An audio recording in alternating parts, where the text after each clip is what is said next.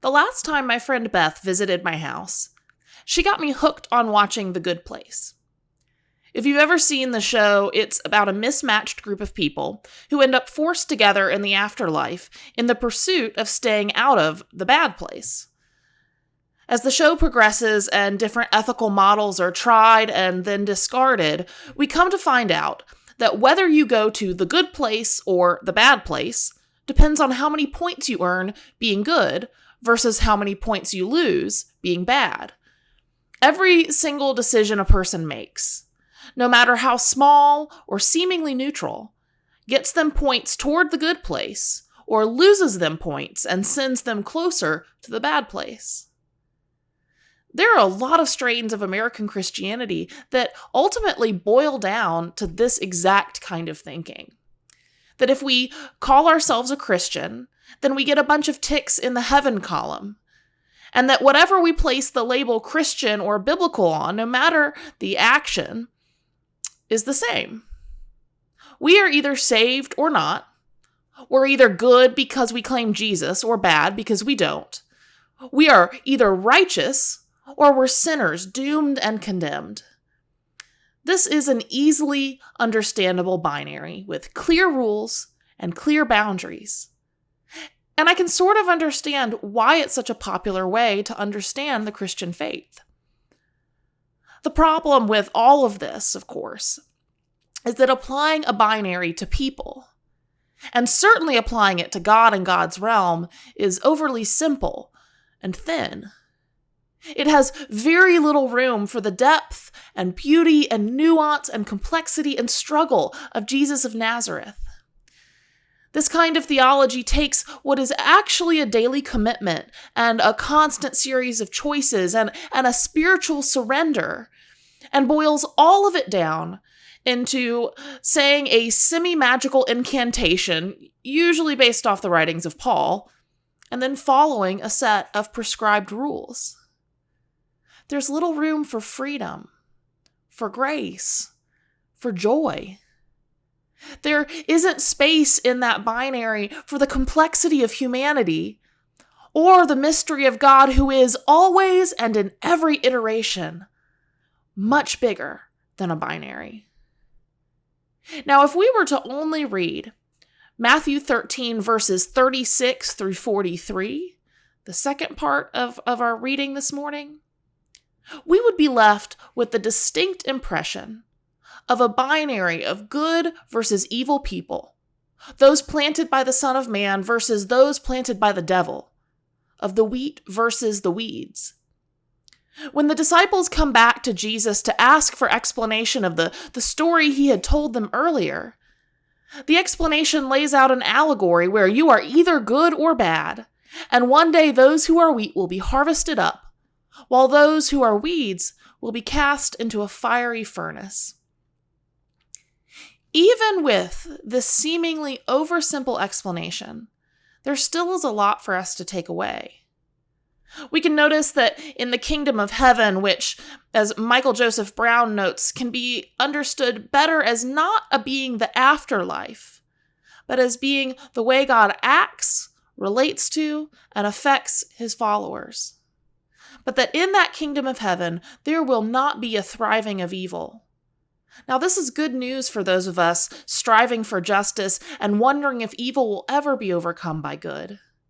In God's action and posture towards us, there is only goodness. We can keep up the struggle because there's a guarantee of the outcome. We can also take heart that what the Son of Man plants will bear fruit. The wheat isn't choked out by the weeds. It grows and comes ready for harvest despite being surrounded by weeds. So often as we labor to do good and go on to perfection and love, we wander off or get distracted or choose the wrong thing. Despite our failings, the seed planted by Christ in us will keep growing and not be destroyed by sin. And yet, I still find myself troubled by such a stark contrast, because I see Jesus constantly crossing over dividing lines that we humans think we understand. And I don't mean that Jesus is indifferent to sin, but that he is the one who eats with those who are labeled bad. He's the one who receives gifts and blessing from a woman accused of being a sinner. He's the one who forgives even the ones who crucified him. So how can it possibly be that a person falls into a category of either wheat or weed? Now, of course, there is more to Jesus' teaching than just the explanation we have in 36 through 43. And some scholars believe that that explanation was a later addition to the text, given to help instruct the early church. There's the parable itself that's found in verses 24 through 30. This parable, detached from its later explanation, does exactly what parables do. It surprises and challenges us with its idiosyncrasies, its impossible situations, its illogical conclusions. I've heard parables described as us as hearers being invited into a room through that teaching. A room where things are three-dimensional and there's exploration to be done. If we only pay attention to the added commentary at the end, the explanation that turns parable into allegory, with definite and fixed meaning, we miss so much about how and even what Jesus teaches.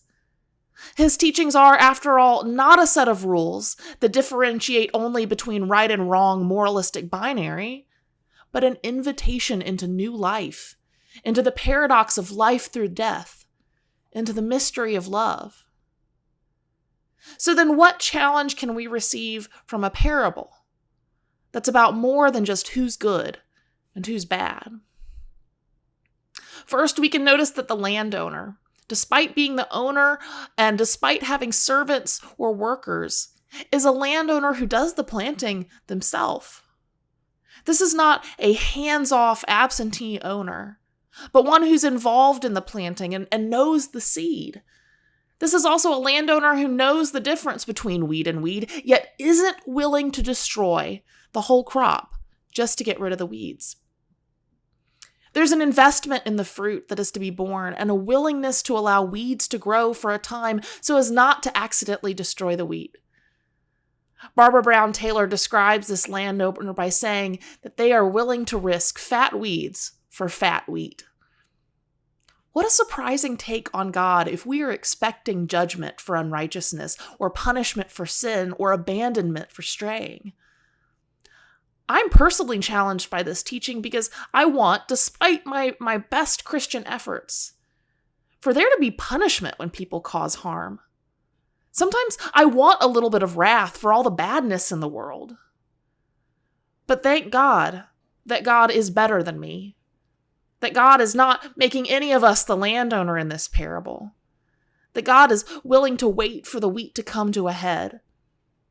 In my life, and in your life, and in our church. Next up, we've got the field. Now, perhaps the field is the world. Perhaps it's the church. Perhaps it's each one of us. And maybe, because this is a parable, it can be all three at once. This field is fertile, but it's complex. We know there is good wheat that is on its way to a bountiful harvest, but we also know it's got weeds in there too. And maybe we can't tell the difference at times. And maybe it's not always our job to do so.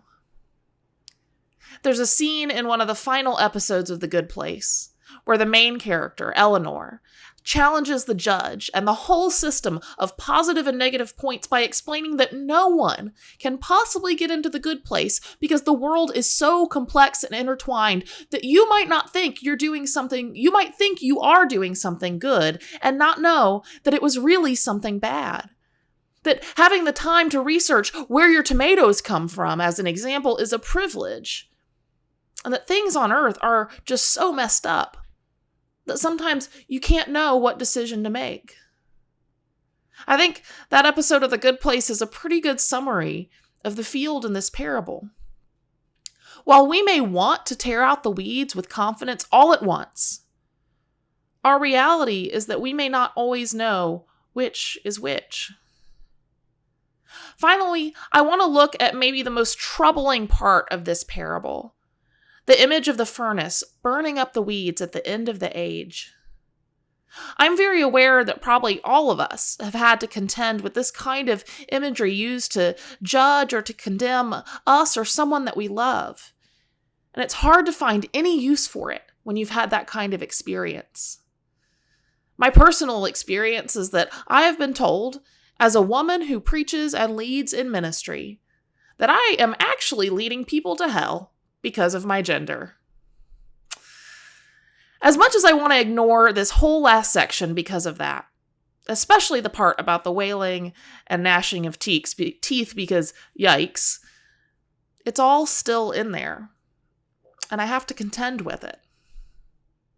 So I wonder if instead of the furnace being a place of eternal death and destruction, which it is not identified as such in the text, I wonder if we can instead remember that a furnace is a place where things change form and can be refined.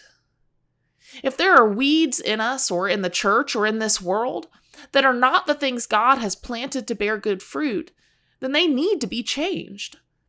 That kind of whole change is not a gentle, unnoticeable process. It's probably hard and maybe even painful. When destructive systems change, there is tremendous upheaval that is usually not celebrated or welcomed. When we as individuals have to face our habits or our addictions or our actions that do not bear good fruit, we fight and we lash out. And then we have to face the pain of remorse and guilt.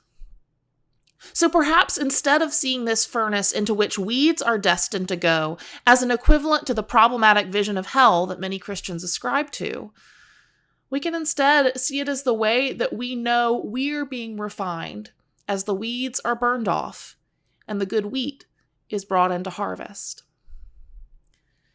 This is such a challenging passage, such a challenging teaching from Jesus, because if we take it as an allegory about the binary between good people and bad people, we're faced with an interpretation that's too simple and too dismissive and too ungracious to match up with the witness of Jesus we see in the gospel, and probably the experience of the loving God that we know. Yet if we sink more into the complex parable that puts the explanation off to the side, we're invited into some truths that take away some of our own certainty and challenge the hidden desire for a punitive universal order we might secretly be holding on to. There aren't clear and easy answers in this, or a comforting moral of the story. But I think that's probably at least part of the point. We're supposed to walk away scratching our heads, wondering if we really know what we thought we knew, asking more questions. Some of the questions that I still have are what is bearing fruit in me? And what's bearing fruit in the church at large? What are the things that I love that might actually be a weed? Is there pain or upheaval in my life or in society that might actually be the clearing out of weeds? And how do I know which one is which? Those are just some of the questions I'm left with that are still nagging at me. And this week, I hope that you find that you still have questions too. And if that's the case, then I'm interested in hearing them. And if you're part of the Facebook group, I invite you to post them there and to start a discussion about the questions you're still left with when we ask ourselves, how is God moving us beyond the binary that we think we know?